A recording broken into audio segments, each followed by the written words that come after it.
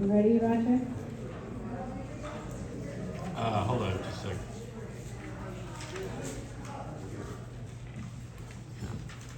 Just need 2 seconds here.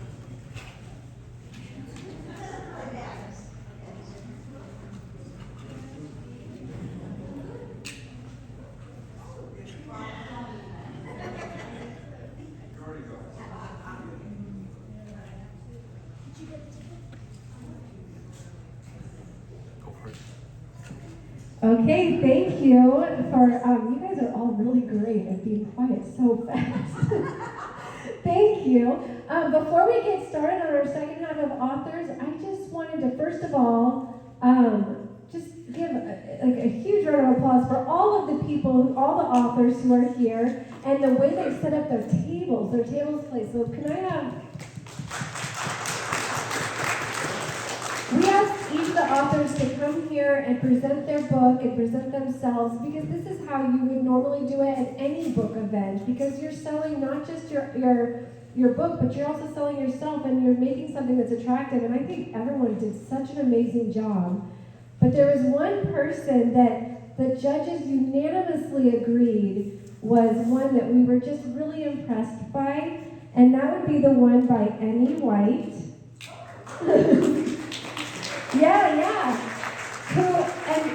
And we have a prize of a $50 gift card to Copperfields for you, which I'll come back there and I'll give it to you. But if you haven't yet, after that, when we get to the end, go check out everybody's displays. Like really, give them some props, but also check out Annie White. So with that, I'm going to introduce our next author, who is Carl Cady, with his historical fiction, The Adventures of Cabeza de Vaca, Conquistador in Two Worlds.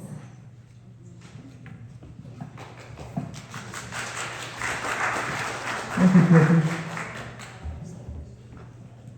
Well, she said, my name is Carl Cady. I write fiction and poetry, and I've come today with my latest book, The Adventures of Cabeza de Vaca.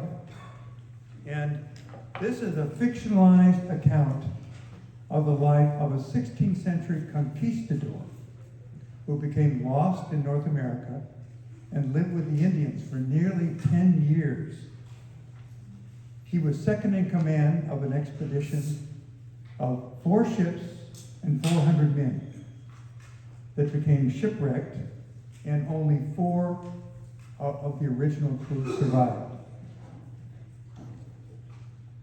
Living with the Indians, however, forced him to reinvent himself many times.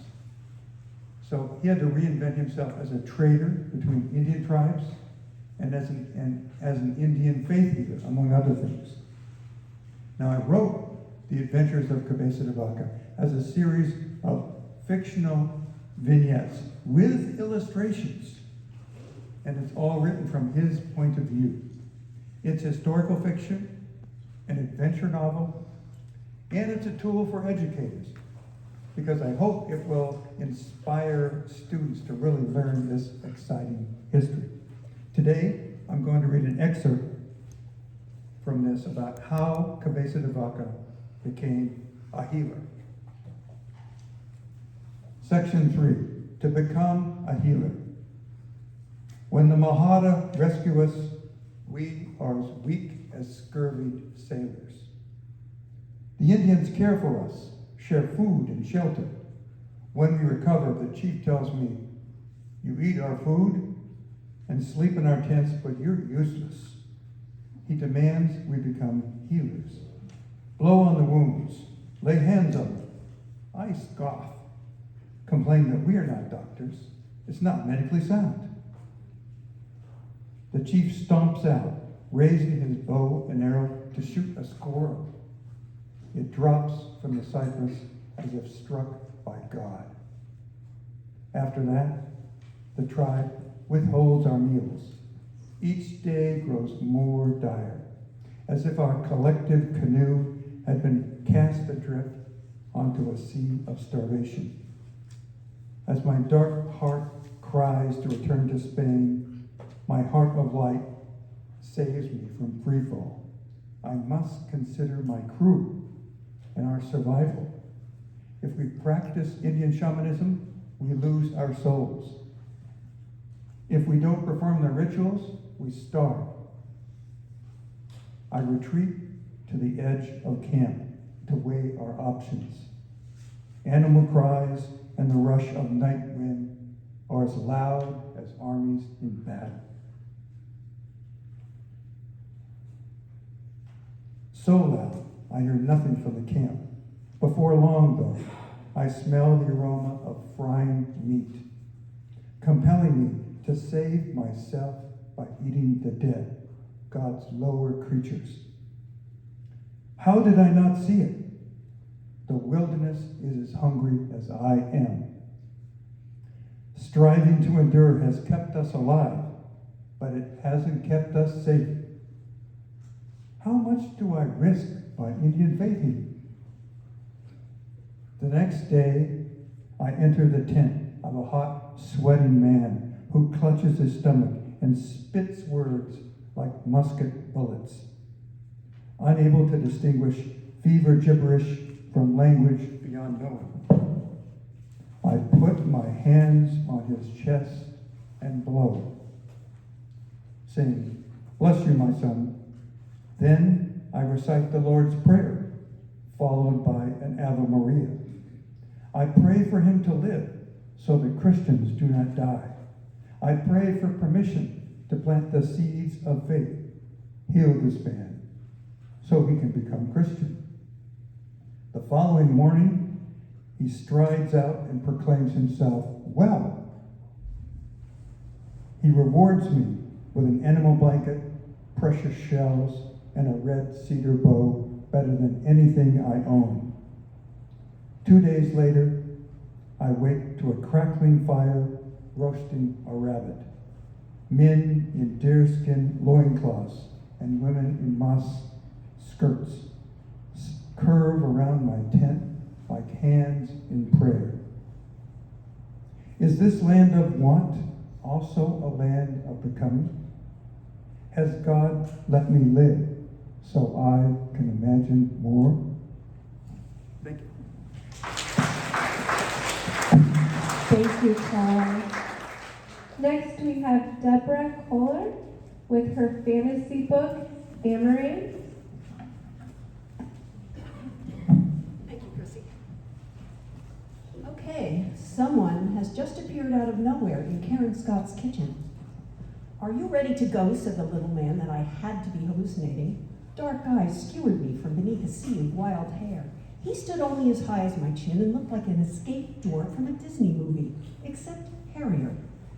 "Are you through staring at me?" he growled. "We have to go." "Go where?" I demanded. "Don't be obtuse. The letter explained everything." "The letter?" "Yes, the letter." He enunciated each syllable like I was a moron. I didn't connect the dots right away, but when I did, I swallowed hard, amazed that I was about to seek confirmation of my growing insanity from the delusion I was having. "I found a letter about a month ago. Pink paper, really nice handwriting." He nodded impatiently. Yes, the letter's activation only required 30 days to complete, so you must know why I am here." "Not really. I never got to read it." "You didn't read it?" Arms flailing, he paced across my kitchen floor, moaning and groaning about the end of the world. Hallucination or not, I'd had enough. "Calm down, will you? I tried to read your stupid letter, but my daughter flushed it down the toilet before I could get past the first line." He stopped like he'd been shot and did a white-knuckle grip on the edge of the counter. If he was a cartoon character, his eyes would have been spinning in circles. "Where is the letter now?" That supercilious pronunciation was back, and I wanted to slap him. "It's gone, Einstein. What part of down the toilet don't you get?" What little I could see of his face went decidedly white. "Without the activation contained in that letter, your memories and abilities will not return, and the entire reparation is doomed." My head started to ache. What the hell are you talking about? "Thanks to your incompetence, the destruction of both our planets." "And that's my fault?" I didn't know if I was having a close encounter or a nervous breakdown, but Grumpy needed to chill out. I waved at a chair. How about some tea and cookies? A snack always puts me in a better mood. He plunked himself down and drummed his fingers on my kitchen table, glaring the entire time it took to refill my mug, pour a fresh cup for him, and arrange a small plate of cookies. I took the seat catty-corner to him and let out a sigh. I consider myself to be a sensible, rational person, yet here I am having a tea party with one of the 7 dwarfs. That's pretty certifiable. Grumpy ignored me. He removed most of the cookies from the plate and dipped them one by one into his tea before devouring the soggy mess. I'd seen babies eat with more decorum. When he finished, he finally made eye contact and mellowed his voice for the first time. "You don't remember my name?" I shook my head. He frowned. You recall nothing about why I am here today?" I just stared at him. It was his turn to exhale a huge sigh. "My name is Danaeus. I am a guardian from the planet Amarin, which is linked to Earth by an energy vortex. I came here today to bring you back." He paused, searching my face. "To bring you to your..." His bushy eyebrows drew closer together. "What do you feel right now, apart from this nagging concern about my mental health?" He leaned closer. "When I told you my name just now, you didn't experience anything unusual? Was I supposed to?" He thrust forward so we were nose to nose. I cringed as his hot breath hit my face. "A massive imbalance is developing in the vortex. Without correction, the vortex will implode and Earth and Amarin will be sucked inside and destroyed." "Why are you telling me this?" He banged his fist on the table. "I'm telling you because we need your help to repair the vortex and prevent this disaster." "My help?" I burst out laughing and glanced around. "Okay, where's the hidden camera?" Danaeus leaped out of his chair, red splotches dotting his cheeks. "Be ready for transport tonight at 9 o'clock. I was about to tell him precisely where he could stuff his transport when a blonde-haired guy dressed in blue jeans and a t-shirt materialized across from me, then turned to Danaeus. That's when I noticed the pointy ears. Seriously, an elf and a dwarf? All we needed now were a wizard and a bunch of hobbits. "She never read the letter," Danaeus squeezed out. The cookie pitcher paled as he stared at me. "You didn't read it?" I shook my head. "Oh no, this is a nightmare." "I certainly hope so," I muttered. Danaeus shot me a warning look. 9 tonight. Be ready. Be waiting." "Waiting? Waiting where and for what?" They vanished without answering.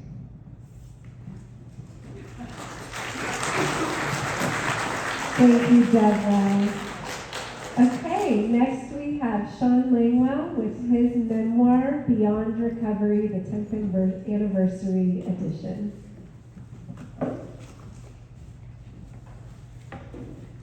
"10 years ago, when I wrote Beyond Recovery, I didn't have a first clue how to do it.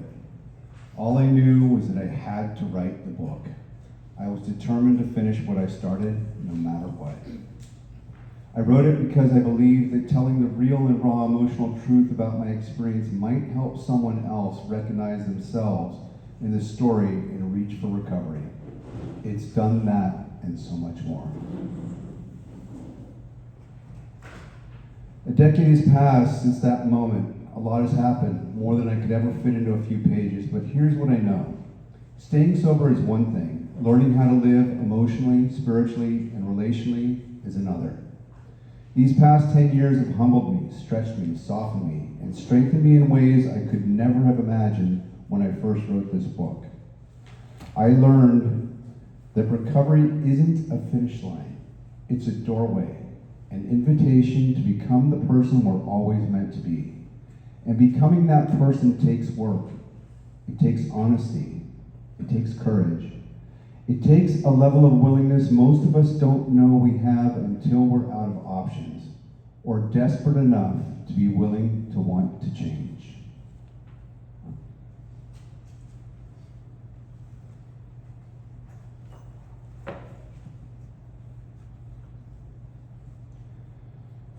Chapter 22, In God's Hands.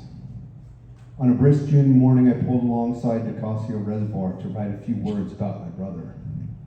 I found a quiet spot among the reeds, but still, to be still and reflect. As I sat there, waves of emotion overcame me. Tears streamed down my gaunt face, splashing onto the college-ruled page of my spiral notebook. God help me, I cried out. Not caring if anyone else was around, why did you have to take my brother so soon? A few blackbirds flew by, chasing bugs for breakfast. A gentle breeze dried the salty tears from my cheeks as I began to write. Not knowing where my words would go or what would hit the page, I just began to write and write and write. Reflecting on the short life of my youngest brother Seth, a poem came to mind. Then grief punched me in the gut. I wailed out loud, why? Keep going was the voice I heard in my head that inspired me to press on. For the next half hour I wrote, but it didn't feel like my words. I was just putting words to paper and was in a zone that was so pure. I paused to read back over what I had just written. It was perfect. Unfortunately, I don't know exactly what happened to that eulogy for my brother. You had to be there.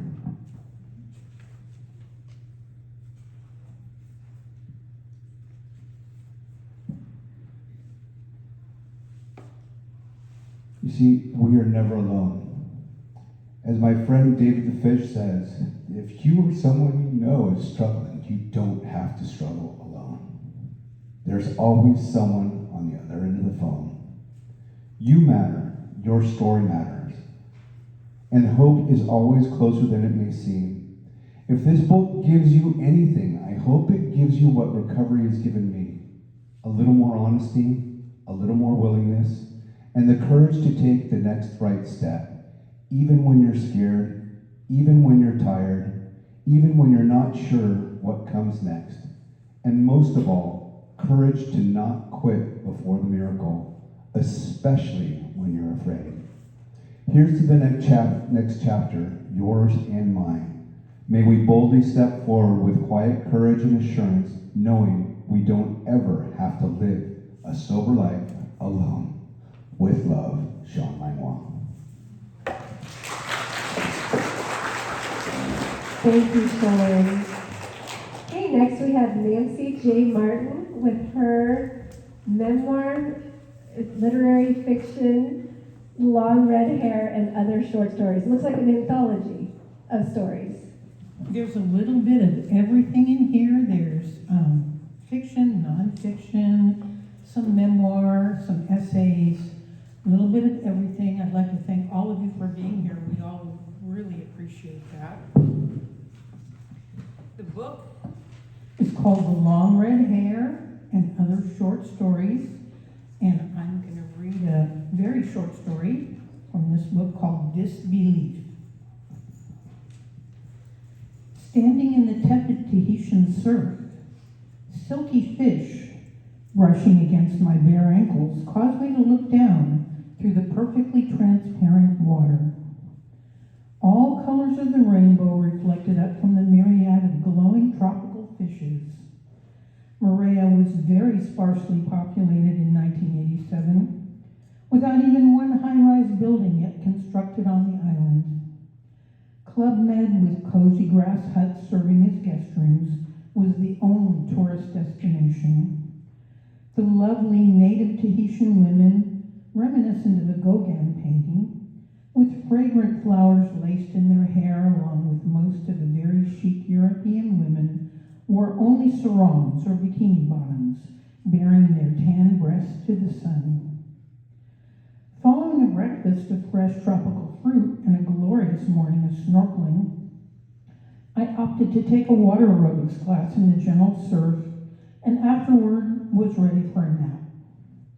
Feeling perfectly at ease in a partial state of undress, I lay supine with feet in the water and my bare spine supported by the velvety black sand. Dozing in and out of consciousness without a care in the world was sublime. Observing hulking Tahitian men paddling dugout canoes along the shoreline, I asked one if he would ferry me across a narrow channel to a tiny adjacent island. On the way across the channel, my hand lazily skimmed through the water alongside the canoe. I was slightly alarmed when looking down, noticing that my ring was gone. My daughter had recently made me a gift of the handsome sterling silver ring, inset with a piece of indigo blue lapis lazuli. The canoe man dropped me on the island's shoreline, where I was the only person in sight. Sitting on the edge of the beach, I was daydreaming, with no agenda and nowhere to go. Then, gazing down into the lapping crystal clear water, I saw a sparkle of silver and watched in amazement as my ring washed up between my feet.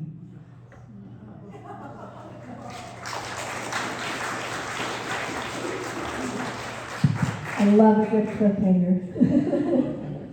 Thank you, Nancy. Yes. Okay. All right, next we have John Newman with his historical fiction, The Argonauts. Good afternoon. This is my first volume of a trilogy of books. It's about the gold rush and the Barbary Coast. And I'm going to read you the end of the first chapter. Child saw the bottle in Brandon's hands. He recognized the contents by the strange irregular shapes of the nuggets and their deep yellow luster. "Is that gold?" Child asked. "I have heard rumors of a discovery near Sutter's Fort." "It is much more than gold," Brandon said.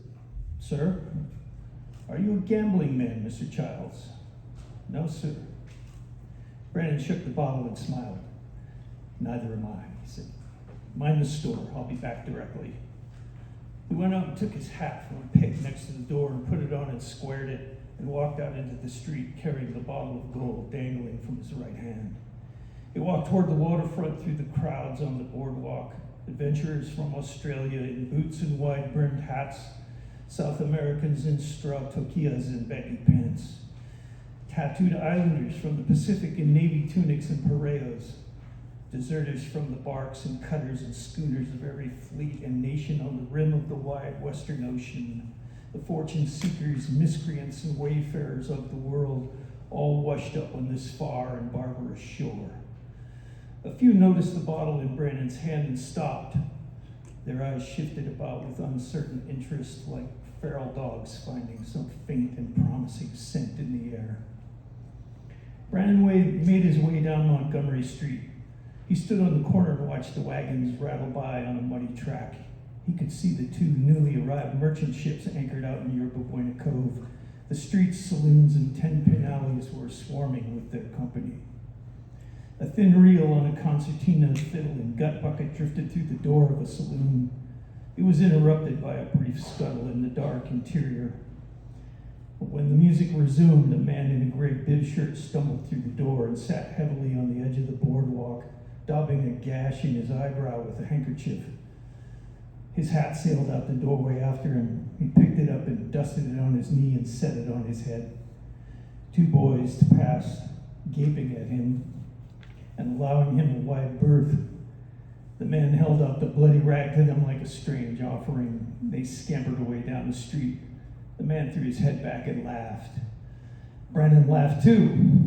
He raised the bottle to gaze once more at its luminous yellow contents and stepped from the boards into the street. He raised the bottle over his head and shouted, "Gold!" he bellowed. "Gold from the American river." Men stopped mid-stride, arrested by that single syllable of promise. Teamsters reined up their mules to squint at the bottle of gold.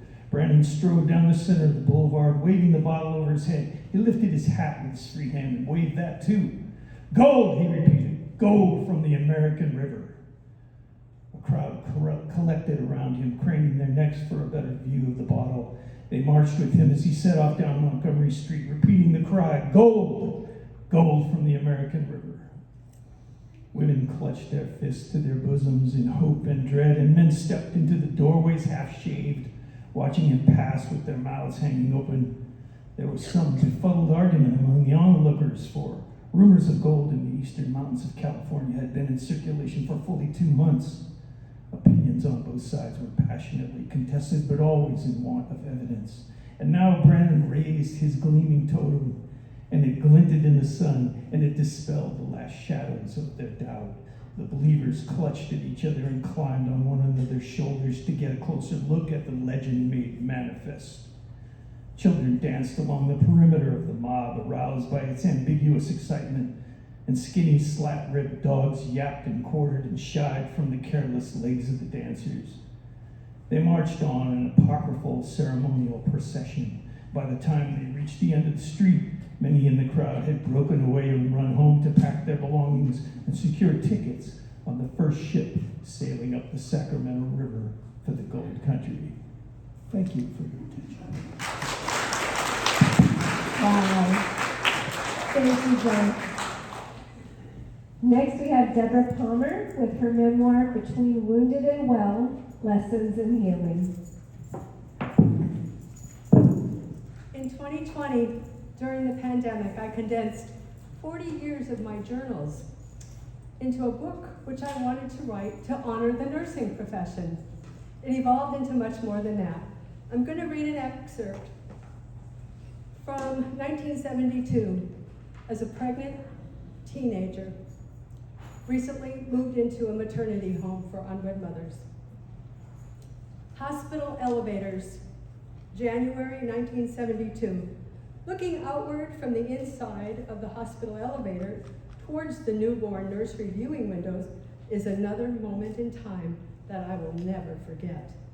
As the elevator doors closed, I watched my firstborn child fade from view, closing the door to that chapter of my life. I wasn't sure if I'd ever recover. It was unlike me to admit I couldn't do something. I knew it wasn't for lack of ability to love and care for him. It was out of a need to protect him from my painful world, a world of poverty, alcoholism, and living day by day without the assurance of future needs being met. I wanted more for him, and at that moment, I longed for another baby someday, one that I would be able to keep, who would help me to bear his loss. As the doors closed, I felt like life was being squeezed from me. I was glad to be leaving after 5 days of feeling ignored, disrespected, and humiliated. Fred and I exited the elevator and the front entrance. It was -6 degrees outside with snow flurries. The snow crunched under our boots as we hurriedly reached his 1966 Plymouth. I was glad to escape the control and oversight of the hospital, as I was used to being independent in caring for myself. I felt ignored and disrespected by the nurses. I had read that breast milk contains something that boosts a baby's immunity, and I wanted to provide that for the baby, but I was given an injection to dry up my breast milk before I left the delivery room. I also read that cuddling was good for a baby, and I had to argue with the nurses and beg them to let me hold my baby. They said it was for my own good since I was giving him up. Who were they to judge? I did hold him every chance I could for 5 days while I was there. Each time I held him, knowing it was temporary, I sang, I cried, and I prayed for God's protection and the best possible parents for him. Fred and I rode in silence to Hillcrest House, both of us mentally exhausted. He dropped me off at the front entrance and left for home. I signed myself in and went straight to my room, passing the guests in the visitors' room. I didn't feel like talking to anyone. As I climbed those flights of stairs to my room, I felt burning around the stitches holding torn tissue together between my legs, and a heaviness in my heart. I comforted myself under the weight of blankets and drifted off to sleep. An hour later, someone knocked on my door to tell me I had a phone call. I moved slowly as I approached the phone booth, trying to limit movements that tugged those stitches between my legs. It was Fred calling. My parents don't want us to give up the baby. They'll help us. You don't have to give him up. I hadn't expected the call, but I wasn't surprised. His parents had seen the baby at the hospital, and I sensed their discomfort with my decision.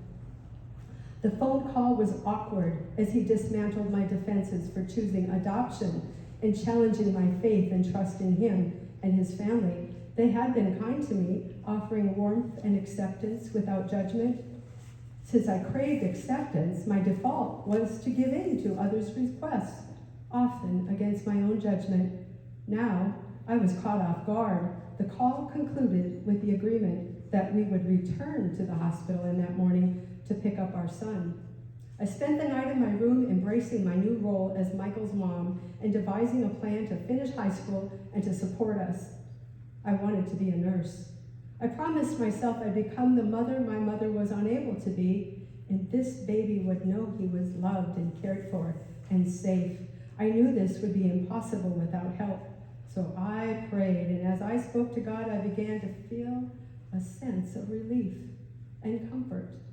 The words from my childhood Sunday school songs like Jesus loves me and trust and obey played over and over in my head. Slowly the tears stopped flowing. My clenched jaw relaxed and hope soothed my soul, overshadowing my earlier raw feelings of despair and desperation. I was no longer under the blankets crying. Instead, I was wide awake and I took the first step as Michael's mom. I emptied the bottom drawer of that bedside stand, which held trinkets, mementos, letters, and cards, symbols of my childhood. All were discarded in the trash. My childhood was now behind me, and in its place was my new life as Michael's mom. I wasn't sure how I'd care for him, but I knew I wasn't alone, and God would help me. And my son Michael is in the audience. Thank you for coming. Thank you, Jacqueline.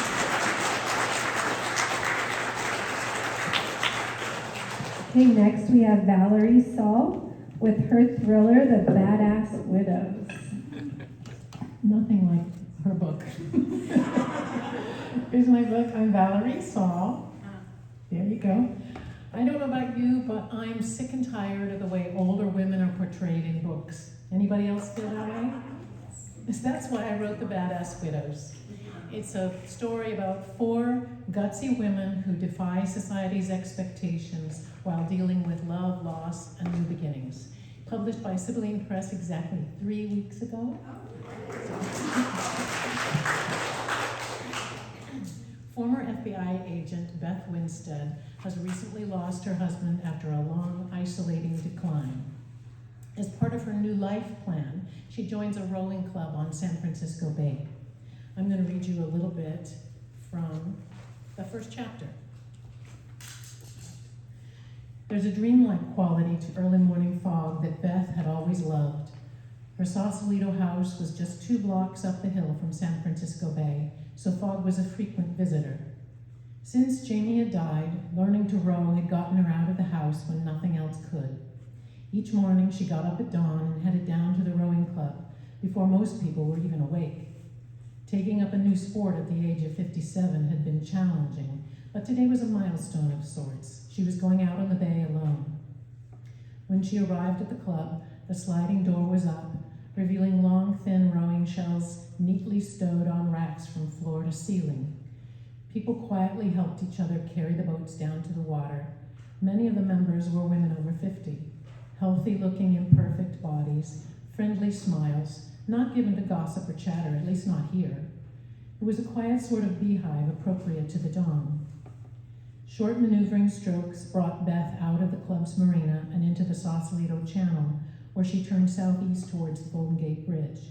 She took 20 strokes, then congratulated herself for the 2 or 3 good ones.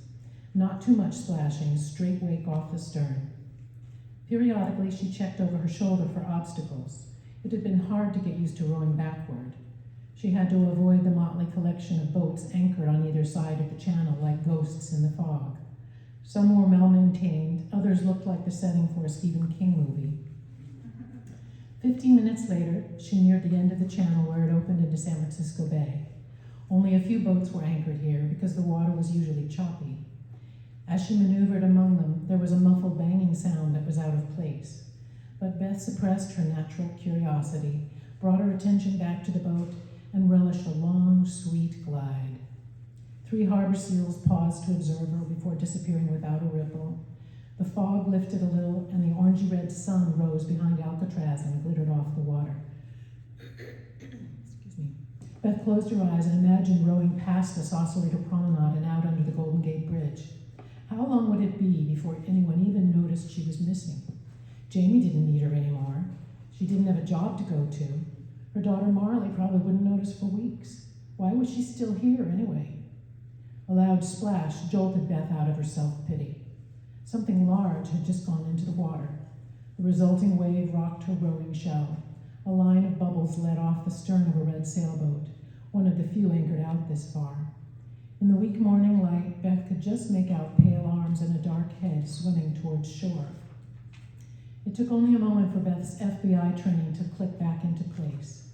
First, assess the scene. Beth maneuvered her shell closer to the red sailboat and craned her neck to see over the transom. There was no one aboard. The wooden cockpit hatch was broken open and there were bloody fingerprints smeared into the white fiberglass surrounding it. She scanned the other boats anchored nearby. No apparent witnesses. Someone would have to be desperate to swim from out here. The water temperature was approximately 50 degrees, so hypothermia was a real possibility. The tide was against the swimmer too. Beth checked that she wasn't being followed. Feeling a familiar buzz of adrenaline, she dug her oar blades into the water and set out after the swimmer. God, how I've missed this. You'll have to read the book to find out. I will tell you that Beth meets 3 other widows at the rowing club, and with those widows forms a vigilante crime-fighting group. Not everything goes according to plan, and in the end they have to decide whether this was a great idea and is their new purpose in life, or whether it was a foolish and dangerous mistake. So that's the story. If you like the Thursday Murder Club, you probably would like the Badass Widows. There's no murder in my book, though. Thank you for listening. Thank you so much. Okay, next we have Eddie White with her fantasy, The Legend of Dan Drake. So I'm just going to read from chapter 4 from The Legend of Dan Drake. The next morning, Blaze counted our newly acquired coins, dropping each individually into our money bag. Their metallic clinking accompanied the rain. We sat under a massive oak tree, the ground not yet thoroughly soaked. Dark clouds brooded above, promising more to come. Did you hurt anyone, she asked, her eyes on the gold and silver. I snorted, no. And they got a bargain. For the amount of greeness on my scale, I could have gotten twice the coin from a banker. Blaze flicked her tangled hair aside. It had loosened during the night when we huddled beneath a tree's burnt hollow. The worry on her brow had eased, but her small lips pressed together like a wizened old lady. Did they see your dragon form? Frowning, I motioned her closer and took a comb from my pack. I picked at her knotted hair, preparing to braid it. No, I said, I'm clever. I distracted them, and once they saw the dragon scale, that's all they could see, Blaze finished, holding stiff against the comb. We should have bought more from before we left the white waste. We could have sold that instead. No, if I'd known about the global wheat scarcity, we would have stayed in the white waste, maybe. We bought enough, I said, for you to eat a thimble a day. We're good. I worked a close braid tight against her skull, the white of her skin showing between the strands. My own dark brown fingers blended in with her hair. But that's the second scale you plucked, Blaze said, voice accusatory. And they regrow, I countered, slowly and painfully, but they returned. I tied the end of her braid with a length of cloth and pushed her away. Stop fretting. Once I find another job, Blaze just, finding jobs is easy. It's keeping them that's the problem. You lose them as fast as you're hired. Turning, she teased the comb from my hand and waved it at my close-fitting cowl. Your turn, I grimaced. She smiled. Please. Sighing, I said, I'm relenting because you're cute. I lowered my hood and shook out my hair. Blaze beamed, but then scrunched up her nose as she positioned herself behind me. It stinks. Is that mold? I growled. Just braid it. She continued to make disgusting noises, muttering about my lack of personal hygiene. To distract her, I offered, we should head to Da.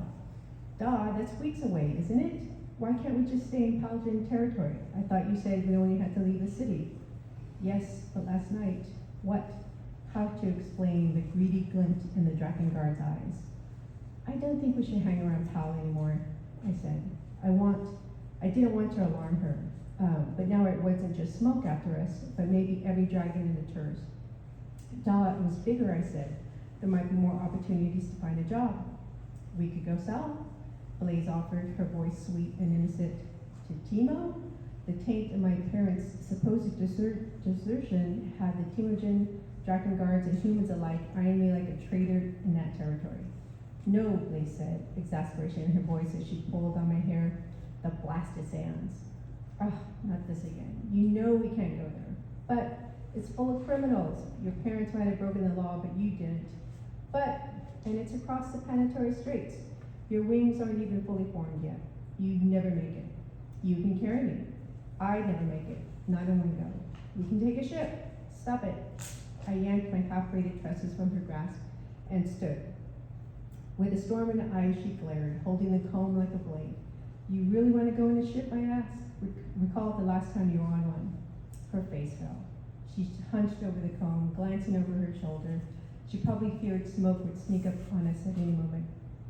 I crouched on my heels. I'm sorry, Bub. I didn't mean it that way, but I had. I peered behind her as if to scan the trees. Smoke's on out there, I said, but not yet at least.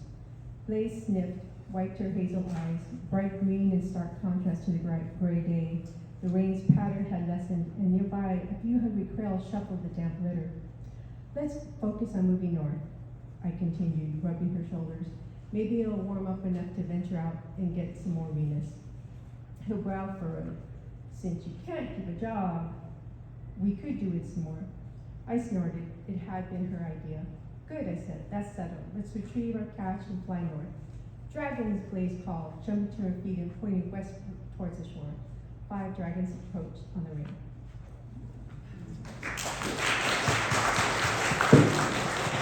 Thank you so much. All right, our final author is Tommy Whitener with his literary fiction, The Showrunner, Hollywood Culture Clash. I'm a writer who loves California, and I love writing about it. My previous novel was called The Bar Pilot, and it features a bar pilot on San Francisco Bay. These are the guys and the women who get on board the big ships coming in and out of the harbor. And this bar pilot has adventures as he tries to find the love of his life, from the Washoe House in Petaluma to Vesuvio's to the Giant Stadium, all around the Bay Area. And almost by way of equal time, I had to write one set in Los Angeles. So the showrunner, a showrunner is a Hollywood television producer.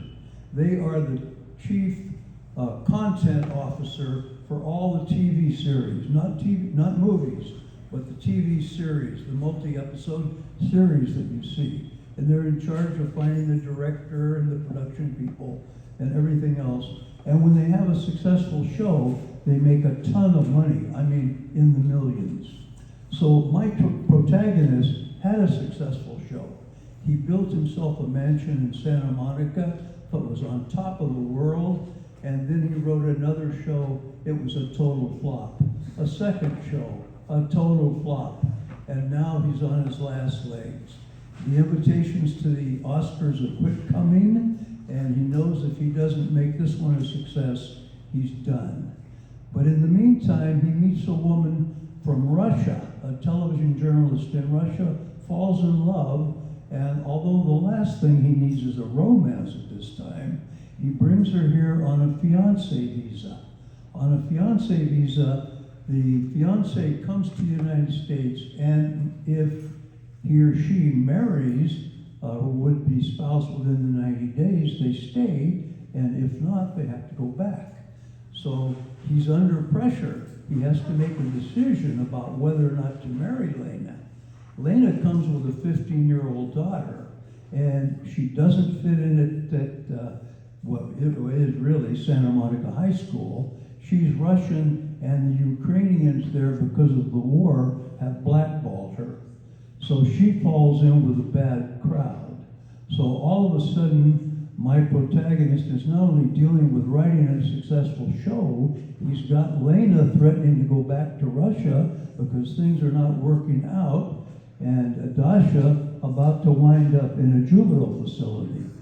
So that is the showrunner. Thank you much. Thank you so much, Tommy. And thank you all the writers who came and shared their new books with us. So exciting that you guys have a book out that's published this year, and I wish you all the publishing success. Hope you have lots of readers, and I hope that we could help kind of, boost that for you. So thank you very much.